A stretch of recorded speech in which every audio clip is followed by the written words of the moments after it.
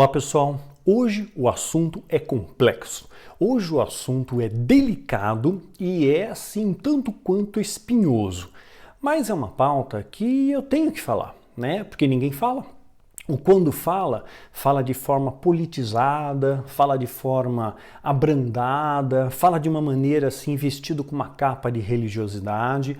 Então nesse vídeo eu vou apresentar para vocês a verdade, tá? Pelo menos a verdade que eu enxergo à luz da Bíblia e a verdade sob o meu ponto de vista, tá bom? Então, nós vamos falar hoje sobre abstinência sexual, ou seja, aquele que opta pelo celibatário, e também sobre masturbação. Muita gente tem dúvida a respeito desse tema, sobre masturbação, se atrai demônios, se agrada a Deus, se não agrada, e uma vida celibatária também da mesma forma, né? Então, vivemos um momento no nosso século, né, onde nós somos bombardeados por informações. Então você tem filmes na TV que tem cenas com erotismo, né? Mesmo que não tenha assim não é um filme pornográfico, né? Mas às vezes uma cena numa novela, uma cena num filme tem esse lado erótico, né? Então as pessoas acabam sendo despertadas para isso, ainda mais com o advento da internet. Ficou muito fácil acesso à pornografia. Eu lembro que quando eu era adolescente, passava no cinema filme pornográfico e era aqueles filmes no centro da cidade de São Paulo, né? Então acho que o negócio era assim, você pagava um ingresso, né? Um ingresso e assistia 3 filmes seguidos, um atrás do outro, né? E só filme pornográfico, mas passava no cinema. Aí depois veio o VHS. Só que pouca gente ficava normalmente dentro da locadora de VHS, a ala, né, de pornografia ficava escondido numa cortininha assim, né? E todo mundo olhava de soslaio para ver quem é que estava lá dentro escolhendo a pornografia, né? Então, agora hoje, você está protegido pelo anonimato, você acessa da sua casa, do seu celular, entra em sites pornográficos e acaba tendo acesso à pornografia. E eu quero mostrar para vocês o que isso pode afetar na nossa vida espiritual, né? O que é correto, o que não é correto, né? O que a Bíblia aprova, o que a Bíblia não aprova, qual deve ser a conduta nossa como cristãos, mas lembrando também que nós somos seres humanos. E os seres humanos também são providos de desejos, né?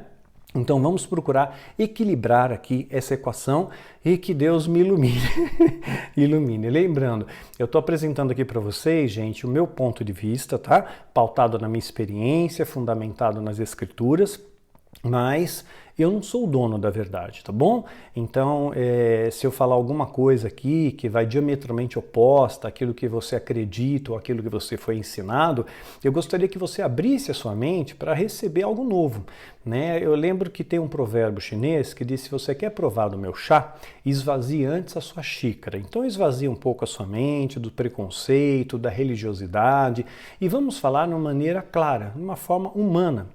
Né? Como lidar com essas situações, né? Claro, também capacitado pelo Espírito Santo, evidentemente, mas eu quero passar para vocês uma realidade, tá? Sem máscara, sem pintura, sem camuflagem, a realidade nua, crua como ela é. Tá bom? Então, nós vamos romper nesse vídeo talvez alguns tabus, né? Porque falar sobre esse tema, e ainda mais apresentar alguns aspectos sobre esse tema, é um tanto quanto controverso, né? Muitas pessoas que ousam abarcar esse assunto abarcam ele ou falam sobre a sexualidade, ou sobre masturbação, ou sobre até mesmo celibatário, falam de maneira mais politizada, usam uma linguagem para agradar a todos, né? Para agradar a todos. Mas muitas vezes isso não remete à nossa realidade. Eu quero passar para vocês uma informação realista, tá? Que nós estamos vivendo, para que você entenda de uma forma macro, as dificuldades e os desafios de viver uma vida cristã numa sociedade tão contaminada, né? Então, vamos aos fatos. O que a Bíblia diz a respeito disso?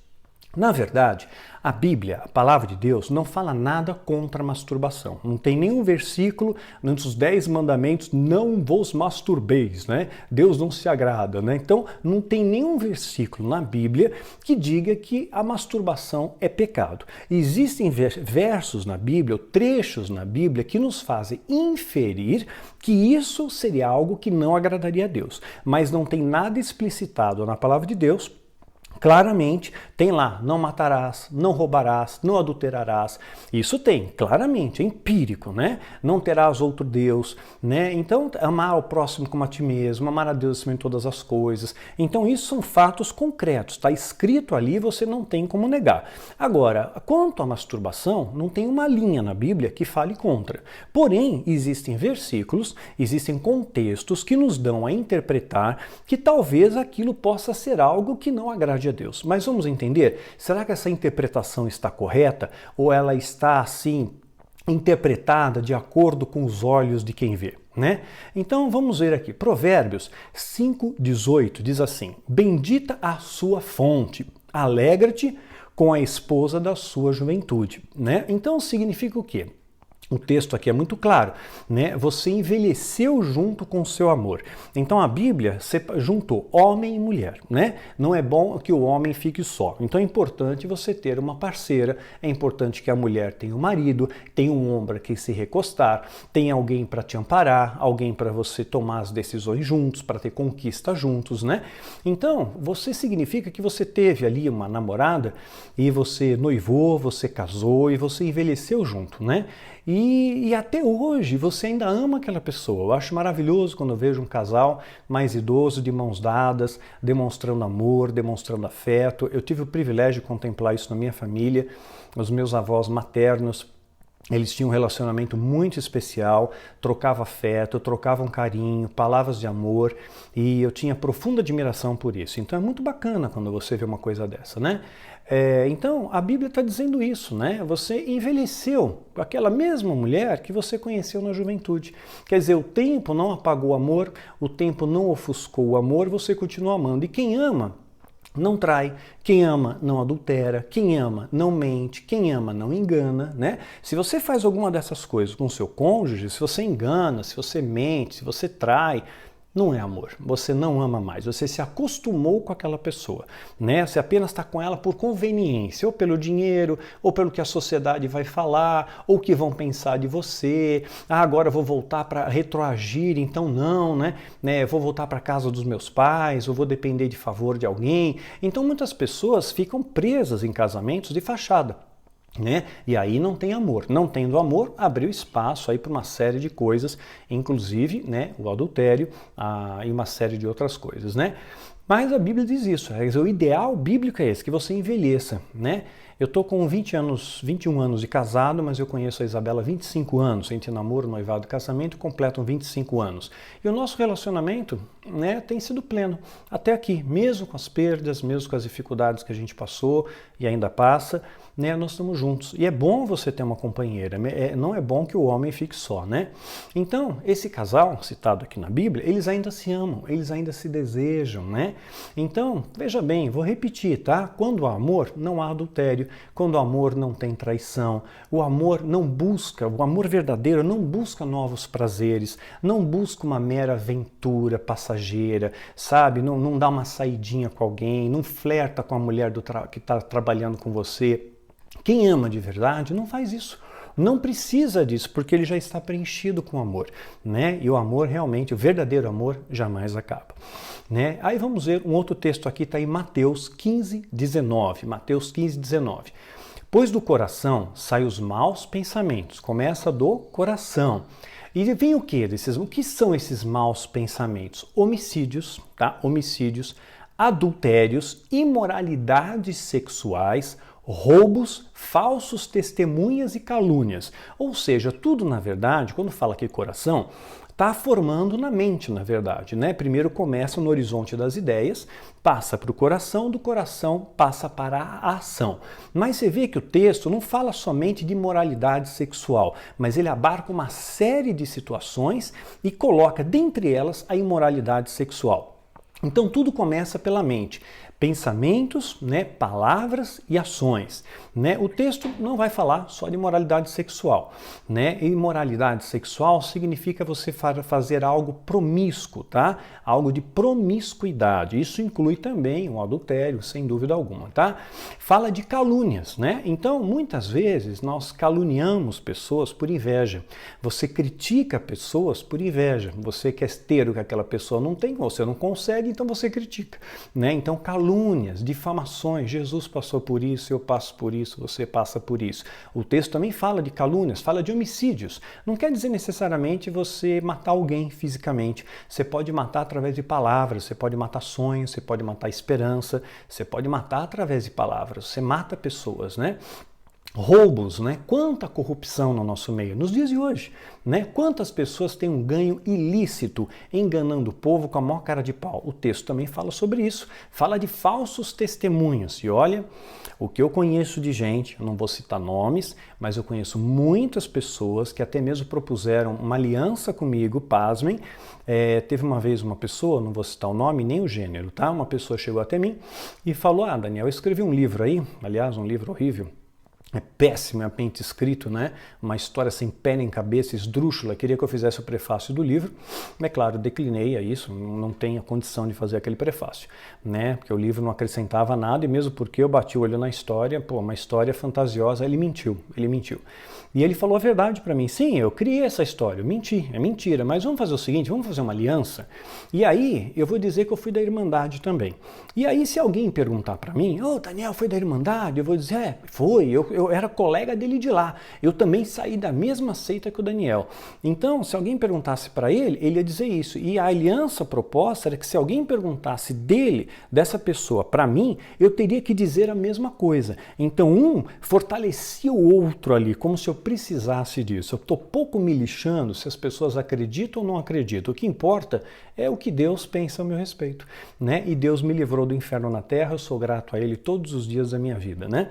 Então, essa foi a proposta que eu recebi. Então, tem gente que cria realmente histórias mirabolantes para angariar multidões e remeter para ela um certo glamour, prestígio, para que ele se torne um profissional da fé. Mas um profissional da fé que deforma a verdade, que conta histórias fantasiosas, né? Simplesmente para ganhar uma certa notoriedade. Que hoje parece que para você ser espiritual, você sempre tem que ter uma história estapafúrdia, né? Então tem gente que falou que saiu na mão, vocês devem até saber quem foi, saiu na mão, com a rainha dos céus, no Monte Everest. Essa pessoa foi transladada para o Monte Everest, a rainha do céu estava lá, ela saiu na porrada com a rainha dos céus, e a rainha do céu fugiu dela, e ela foi atrás, enfim, é um absurdo isso, mas vamos até supor que dentro desse delírio, dessa cabeça esquizofrênica, tivesse um fundo de verdade. O que mudou? Não mudou nada, não aconteceu nada. Qual foi o desdobramento disso? Nenhum, zero. Mentira, né? Tem gente que diz que foi para o inferno 20 vezes. Gente, o que você vai fazer no inferno 20 vezes? 20 vezes desceu no inferno. Quer dizer, a troco de quê? Você tem uma casa de praia no inferno, é isso? Né? No lago de fogo e enxofre? Tem gente que diz que foi estudo, né? Então, eu não vou citar nomes também, mas uma vez eu vi uma entrevista de uma pessoa que foi estudo.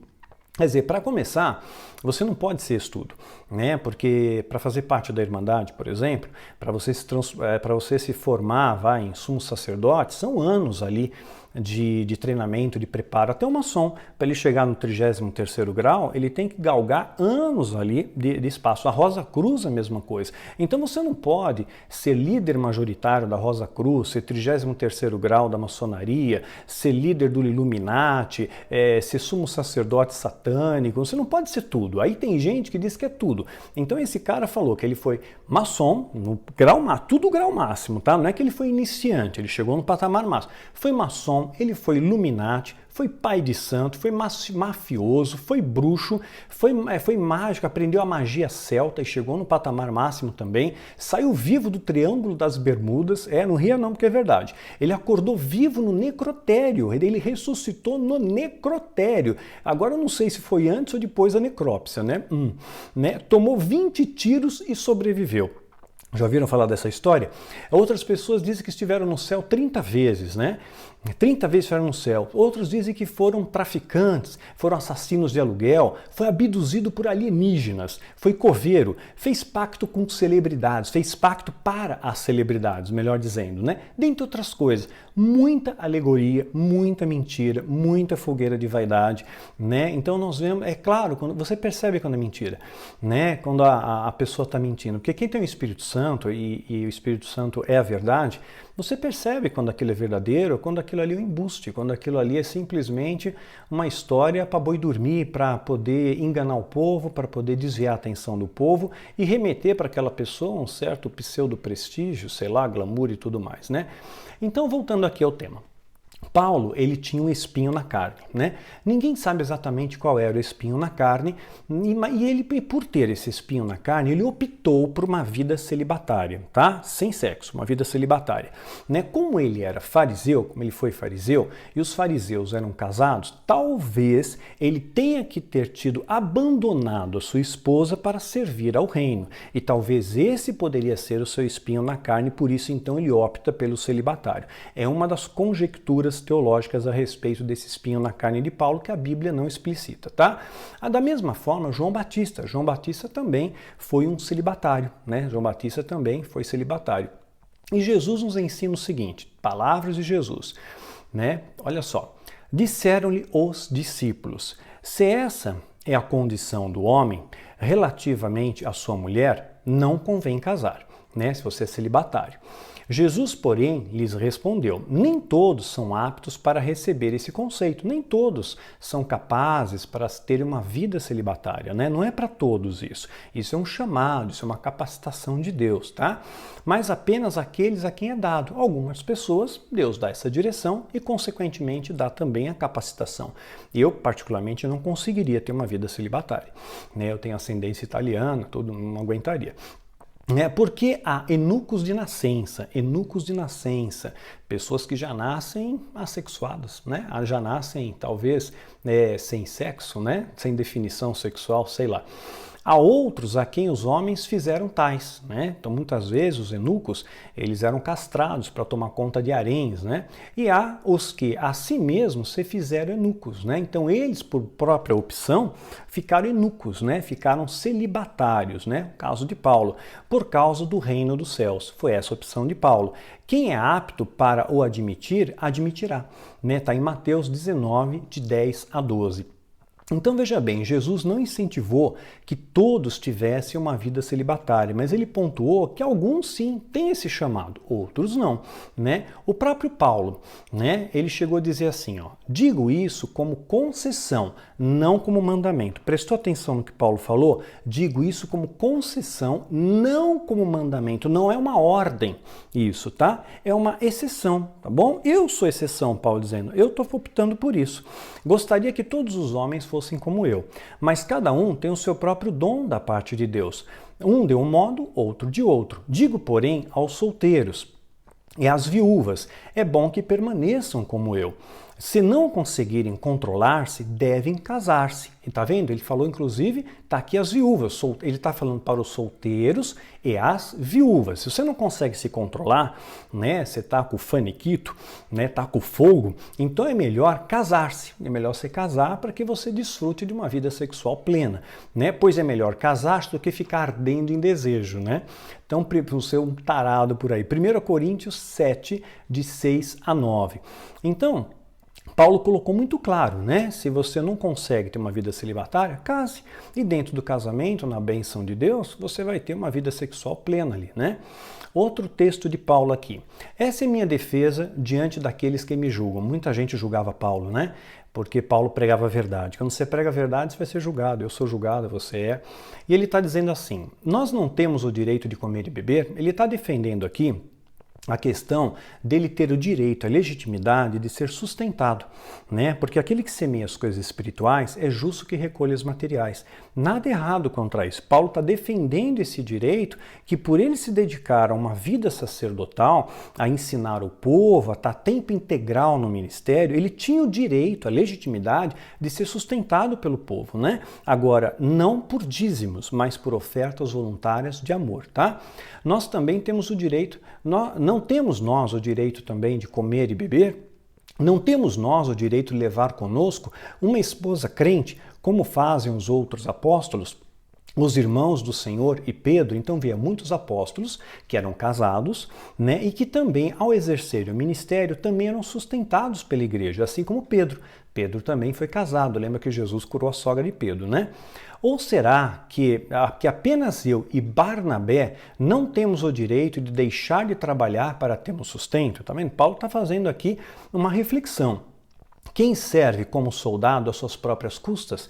Você foi chamado para ser militar? Ó, o Estado te dá uniforme, te dá arma, te dá remédios, te dá comida, né? Te dá um soldo. Então, quem é que serve como soldado às suas próprias custas? Não tem como. Você é enviado, você recebe provisões. Quem planta uma vinha e não come do seu fruto? Quem apacenta um rebanho e não bebe o seu leite? Paulo está falando aqui sobre sustento ministerial. 1 Coríntios 9, de 3 a 7. Mas ele também está enfatizando que muitos apóstolos, essa é a questão que eu quero chamar a atenção de vocês, muitos apóstolos são casados, né? Pedro diante deles. Uma coisa curiosa é que para os católicos, Pedro é considerado o primeiro papa, né? E Pedro foi casado, né? Agora, por que os padres hoje do catolicismo não são casados, né? Uma vez um padre conversando comigo, informalmente, ele me falou o seguinte: falou, olha, os padres não podem casar, porque eu perguntei isso, né? Por que padre não casa, né? Você fala sobre família, como é que você vai saber orientar uma família se você não tem uma? Perguntei eu para um padre, quando eu era mais jovem até. E o padre falou algo que eu nunca mais esqueci. Ele falou, olha, nós não somos casados pelo seguinte, porque toda herança que a gente recebe, né, vamos supor que eu fosse casado, minha esposa, eu faleci, a minha esposa recebe a minha herança. Né? Ou ela faleceu, eu recebo a herança dela, ou eu deixo a minha herança para os meus filhos, ou eu recebo a herança dos meus pais, que vai para a esposa, vai para a filha. Agora, quando eu opto pela vida sacerdotal, dentro do contexto católico, toda herança que eu recebo, né, que vem para mim, quer seja dos pais ou familiares, né, essa herança vai ser transportada diretamente para o Vaticano, vai para o tesouro do Vaticano, não vem para mim, que eu abri mão desse direito, né? Então, por isso que nós não somos casados, para que os nossos bens não fiquem para filhos e nem para esposas, mas que vá para a igreja. Essa é a posição que ele me passou, tá bom? Então, essa é uma das questões porque talvez o padre não seja casado. Nós somos humanos. É importante ressaltar isso. Às vezes a gente esquece que nós somos humanos, né? Nos achamos super-homens, super-humanos. Mas como humanos, nós sentimos dor, nós sentimos fome, nós sentimos frio, nós sentimos medo, nós sentimos satisfação, sentimos desejo e também nós temos dentro desse escopo desejos sexuais. Faz parte da nossa humanidade, né? Alguém que diz que não tem desejo sexual, alguma coisa está errada, porque isso faz parte da natureza humana também. Afinal, nós somos aparelhados com órgãos sexuais. E não é para mera reprodução. O órgão sexual não é apenas para reproduzir. Para vocês terem uma ideia, podem pesquisar. O clitóris, um órgão sexual feminino, ele foi feito exclusivamente para dar prazer. Não tem outra função esse órgão. O clitóris foi feito apenas para dar prazer. Não tem outra função, tá? Então, o ato sexual, ele também traz prazer ao homem. Libera endorfina, libera hormônios, dá satisfação, dá relaxamento, né? Você fica zen, é legal. Então, assim, o desejo reprimido, pessoas que por religiosidade ou por uma cultura familiar reprimem esse desejo sexual, e o desejo reprimido pode causar muitas coisas. Alguns dos fatos que podem causar desejo reprimido, desejo sexual reprimido: danos comportamentais, podem causar depressão, transtornos de ansiedade, apatia, desânimo, contrariedade, dificuldade de relacionamento social, timidez, ejaculação precoce, dificuldade de ereção, autoestima baixa, insônia, distúrbios mentais, neuroses, distúrbios de humor, dentre outras coisas. Porque essa necessidade sexual que nós temos é algo fisiológico, é algo que Deus colocou para nós, sabe? Nós nascemos assim, nós descobrimos os desejos sexuais quando começamos a passar pela puberdade, pela adolescência, os hormônios começam a entrar em ebulição, o nosso corpo começa a mudar, né? Começa a crescer pelo na área pubiana, os seios da mulher crescem, os quadris se alargam, né? Começa a ganhar forma, começa a ganhar músculos, a voz vai mudando. Então, quando entra nessa ebulição de hormônios, também começa a surgir aí o desejo sexual, né? Então, é algo fisiológico, é algo que está dentro de nós, né? Você já ouviu falar de algo chamado poluição noturna, não é poluição, é poluição noturna. A poluição noturna é muito comum entre jovens, é mais comum entre jovens de 12 a 20 anos de idade, né? E também ocorre com mulheres, tá? Não é um fato que ocorre apenas com os homens, não.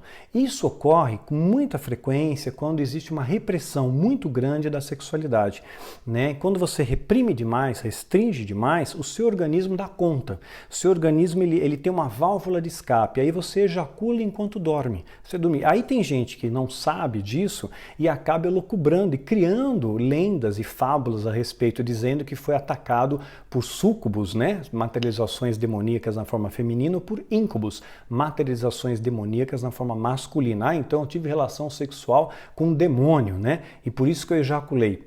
Não, você ejaculou porque você reprimiu tanto o seu desejo sexual que o seu organismo dá um jeito de trazer equilíbrio, você acaba ejaculando dormindo, né? Então, acaba pondo a culpa no demônio aí, né? Então, o crescimento chegando, vai chegando a puberdade, vai chegando os hormônios e vão mudando o nosso corpo, vai crescendo pelos no rosto, pelo nas axilas, surge as espinhas, o apetite aumenta, né? Venha para a mulher a primeira menstruação e para o homem a primeira ejaculação. Existem lendas urbanas, né, que diz que se masturbar faz nascer pelo nas mãos. Eu era dessa época, falavam que se masturbar nasce pelo nas mãos, os mamilos crescem, né? Então, em outras épocas diziam que a masturbação poderia causar anemia, loucura e debilidade, né? Então você já sabia quem é que estava se masturbando. Se é a pessoa meio maluca, esse cara se masturba, né? E também existe uma pressão social, né? Em especial do sistema religioso que reprime o ato de se masturbar, gerando muitas vezes culpa, medo, traumas, né? Então, o que é, na verdade, a masturbação, tá bom? Cientificamente, o que é masturbação? É a exploração do próprio corpo, né? Em busca de prazer. Então, quando você começa a descobrir a sua sexualidade, você começa a explorar o seu corpo e começa a descobrir o que te dá prazer, o que não dá prazer, né? É uma exploração natural, você está explorando o seu próprio corpo. Isso começa a ocupar um espaço maior pra gente, essa exploração da nossa sexualidade, exploração do nosso corpo, né, especialmente na fase da adolescência, uma fase de descobertas também. Então é uma espécie de aprendizado. Era como se o relógio biológico estivesse te ensinando, te preparando para o ato sexual no futuro. Então está te ensinando ali as partes erógenas do seu corpo, o que dá prazer, como é a sensação de ejacular, como é sentir uma ereção. E a mulher a mesma coisa no sentido de ter a umidificação vaginal e etc e tal, né?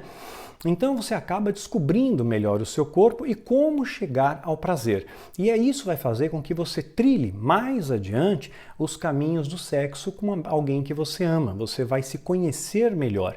Então é um processo natural, tá bom? A masturbação só vai virar um problema sério quando ela passa a ser a sua fonte única de prazer. Aí vira um problema. Ela torna-se mais importante do que o sexo em si, do que o sexo com penetração depois de casado, né? Porque acontece muitas vezes de forma excessiva, descontrolada e a pessoa fica incapaz de sentir prazer com a penetração somente através da masturbação. E isso pode ser levado para o casamento, né? Então, aí quando é exagero, tudo que é exagerado vai te ferrar, né? Então, pode gerar o efeito contrário. O excesso de masturbação gera o efeito contrário, né? Pode fazer com que você tenha ejaculação precoce e vai acabar não tendo prazer na penetração somente na masturbação. O seu casamento vai para a ruína, né? Então é algo natural, masturbação é natural, masturbação é fisiológico, né? É uma necessidade que está alojada em todos nós. Deus nos deu esse desejo, nós nascemos assim. Você não precisa, ninguém precisa te ensinar. Se você não ensinar nada para o teu filho ou para tua filha, ela vai descobrir a sexualidade, vai descobrir o que dá prazer e o que não dá prazer. É uma exploração natural do adolescente, né? É um processo de descoberta do nosso corpo. Proibir, né, a essa descoberta através do medo, né, colocando medo ou colocando culpa no adolescente, especialmente porque ele está se descobrindo, né, vai causar duas coisas, de duas uma. Ou você vai gerar um trauma profundo, ele vai ter sérios problemas na área sexual, ou então ele vai fazer e vai mentir para você. Ele vai dizer que não fez, mas ele está fazendo, né, porque é fisiológico. Então, a Bíblia, mais uma vez, ela não proíbe masturbação. Não está entre os 10 mandamentos, tá? Que regem ali a conduta do povo. Não está prescrita nos 10 mandamentos. Aí você vai dizer, mas Daniel, quando a pessoa se masturba, não é comum ela pensar em alguém, em fantasiar? Isso não é pecado? Depende em quem você pensa. Se você pensa em alguém que você ama, alguém que você já cobiça, né? Você tem ali uma menina que você está querendo namorar, mas não teve coragem de chegar nela ainda, ou vice-versa, você está pensando em alguém que você tem interesse. Você não está pensando numa prostituta, você não está pensando num filme pornográfico, né? Mas eu estou falando aqui o processo lícito e natural, tá bom? Então você está pensando em alguém que você pretende estabelecer um laço, um elo, um relacionamento. Ou talvez até mesmo alguém que você já tem um relacionamento e esteja esperando, se resguardando para o casamento, para aí sim você consumar o ato, né? Então esse é o meu ponto de vista, tá? Então se você se cita, lembrando, né, de uma cena pornográfica, por exemplo, que você viu num filme promíscuo, né, torpe, né, é claro que aí você está pecando, né? Você está trazendo à memória uma coisa torpe e isso vai bombardear a sua mente com coisas negativas, evidentemente. E você acaba tendo uma ideia deformada do que é o ato sexual, não por amor, mas um ato sexual simplesmente para a satisfação do prazer, né? Que aí é o caso do estuprador, dos maníacos sexuais e tudo mais, né?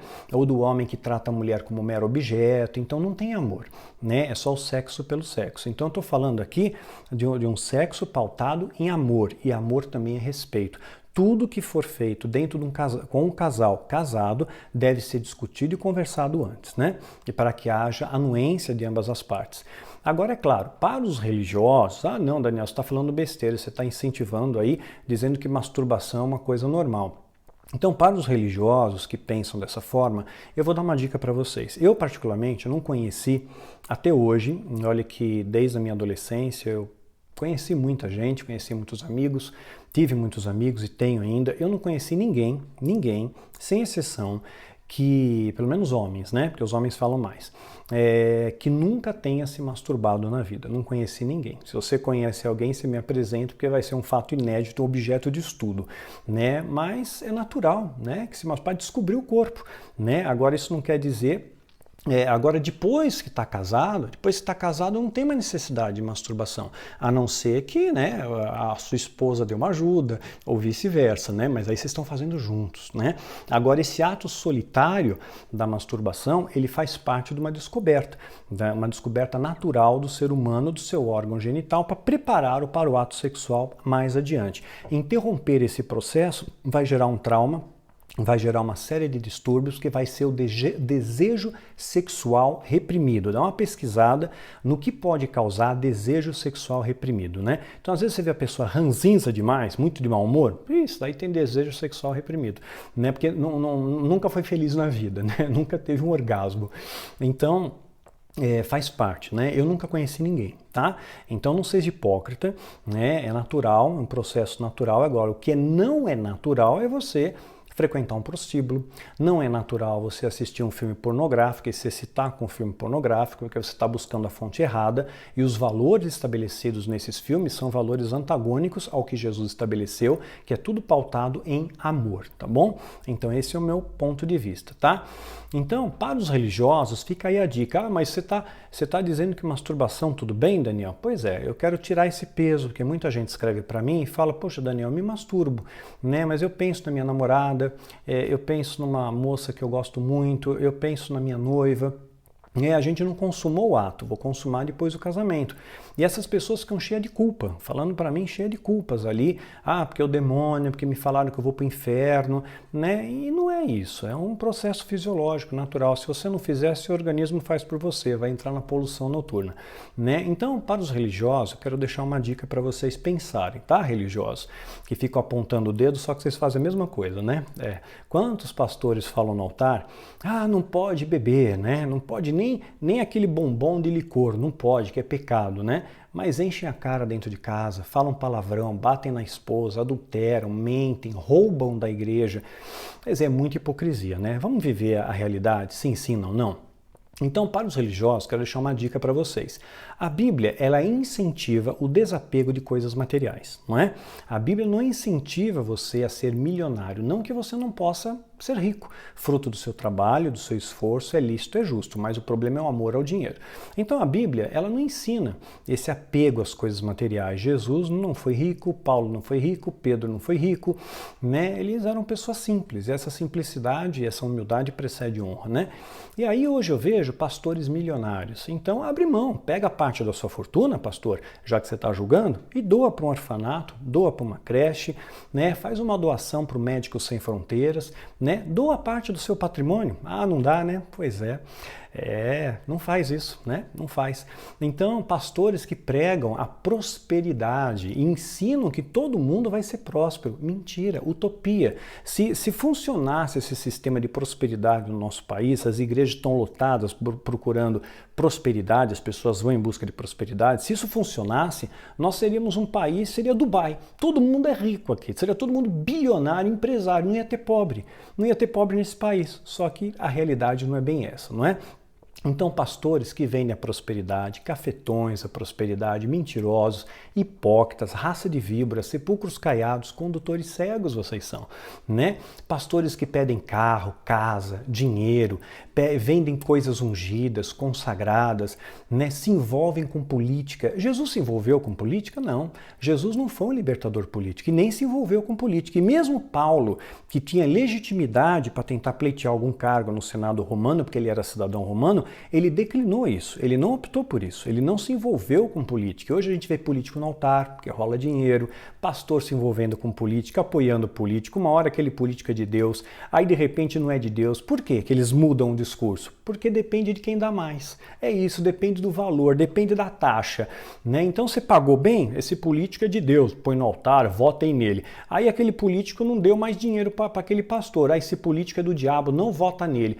Muda da água para o vinho. Tem pastor que há um tempo atrás falava radicalmente contra a teologia da prosperidade. Falava contra. E hoje é a favor da teologia da prosperidade. Quer dizer, a palavra não diz seja assim, sim, não, não. Não fique em cima do muro, cada hora é uma coisa. Ou seja, vai de acordo com a música, né? Vai de acordo com quem paga mais. Essa é a verdade, tá? Dura, nua e verdadeira, tá?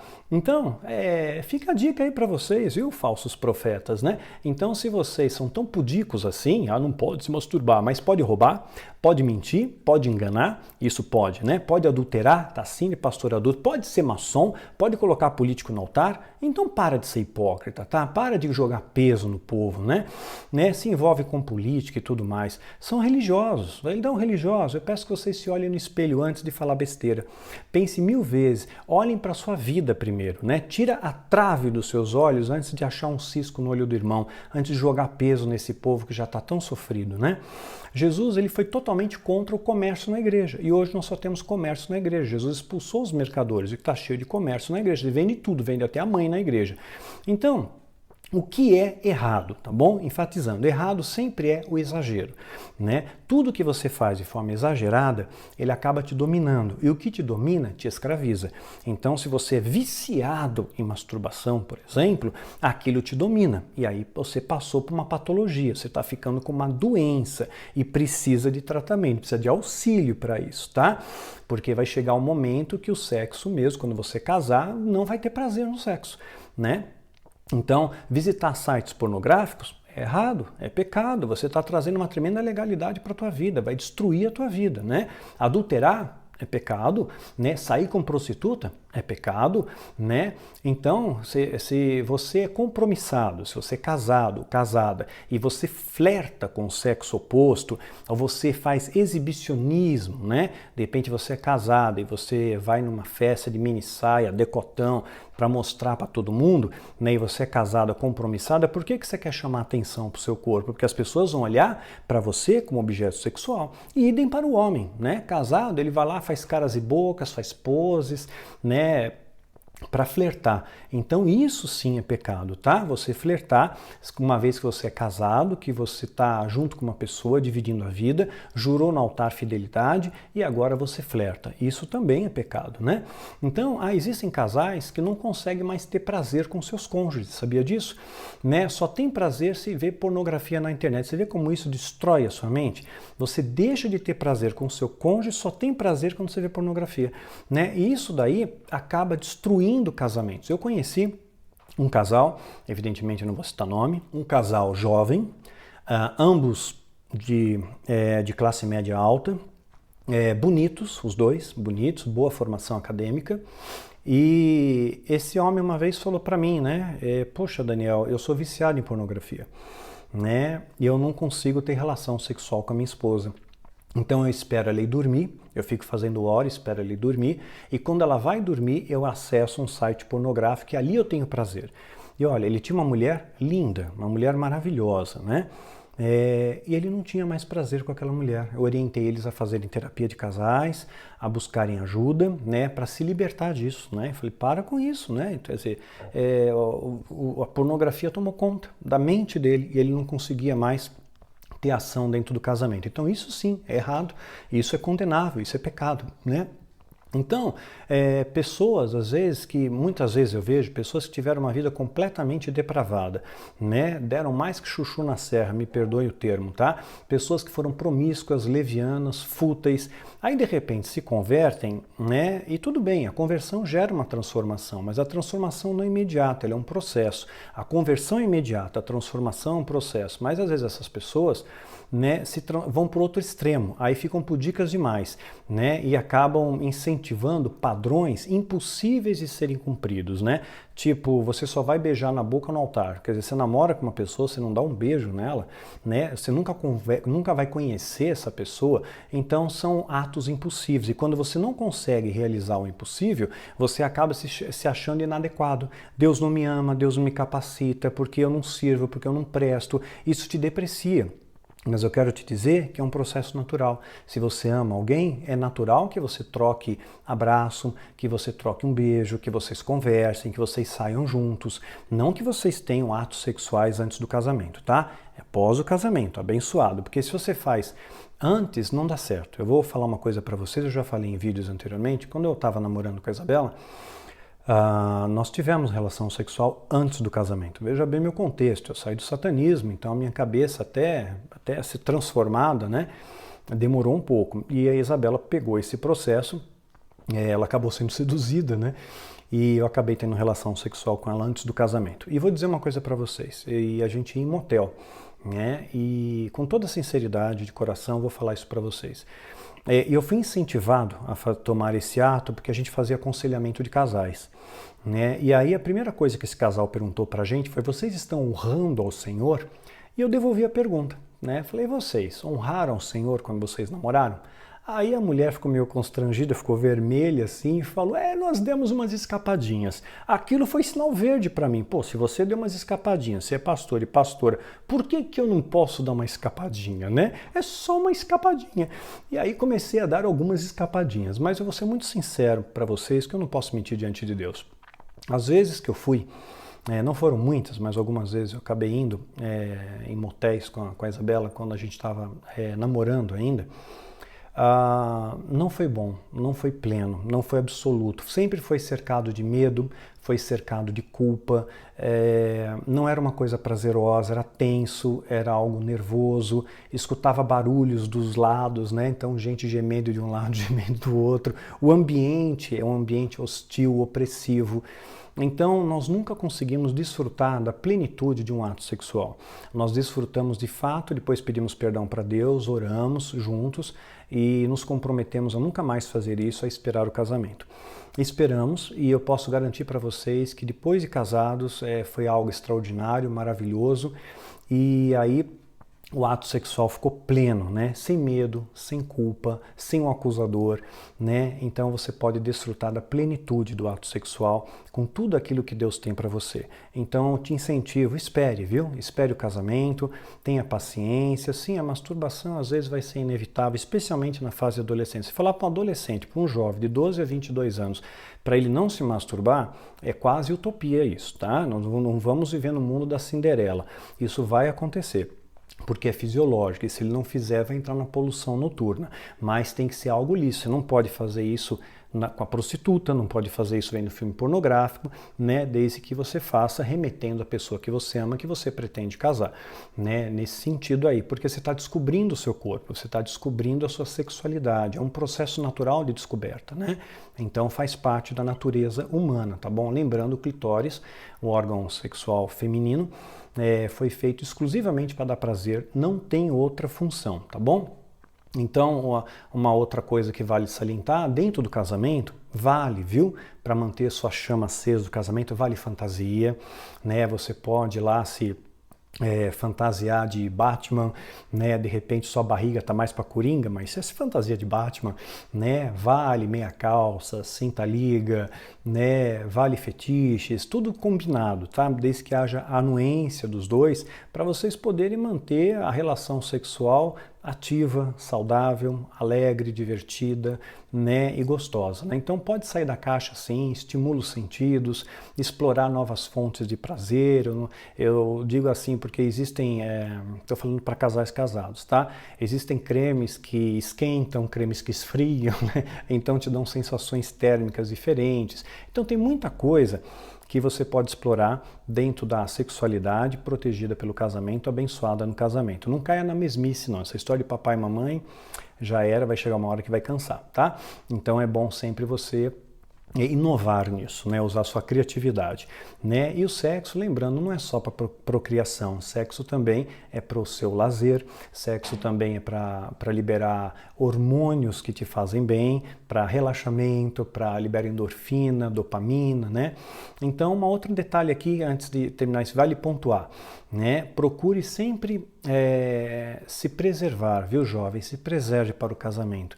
É um momento muito especial, né? Eu aconselho sim que você case virgem, né? Não quer dizer que você só vai beijar no altar. Você deve beijar antes, abraçar, sair, conversar, sem vela, sem essa palhaçada de corte, porque aí você não conhece a pessoa, né? Então, quando você se preserva para o casamento ele é muito mais sublime, ele é muito mais pleno, né? Você usufrui muito mais e o casamento se torna duradouro também, né? Então, se preserve, né? O sexo antes do casamento não vai te fazer bem, tá bom? Fica a dica para vocês aí. Sigam então o conselho que Paulo deu para Timóteo. Eu vou repetir e vamos finalizar esse vídeo. Paulo escreve para Timóteo, Timóteo ele considerava como um filho, né? Está em 2 Timóteo 2:22. Fuja dos desejos malignos da juventude, né? Ou seja, da lascívia, do flerte, né, de você namorar uma pessoa que de repente você sabe que você não vai casar porque existe uma incompatibilidade, aquela menina é muito bonita, ela tem um corpo bonito ou vice-versa, então eu vou ter um caso, vou curtir. Não, isso daí só vai te fazer quebrar a cara, tá bom? Fuja dos desejos malignos da juventude e siga a justiça, a fé, o amor e a paz, juntamente com o que? De coração puro invocam o Senhor, né? Então, é isso que eu tinha um recadinho para dar para vocês. Eu espero ter esclarecido essa questão, esse tema que é tão polêmico, tão pouco falado, né? E lembrando, eu não sou o dono da verdade, eu não sei todas as coisas. Então, se você discordou de algo, não tem importância, retenha o que for bom para você, tá bom? Eu procurei ser o mais sincero possível e te falar a verdade, né? Porque a verdade liberta, a verdade é libertadora. É isso, gente. Que Deus te abençoe e te guarde. Até o próximo vídeo, então.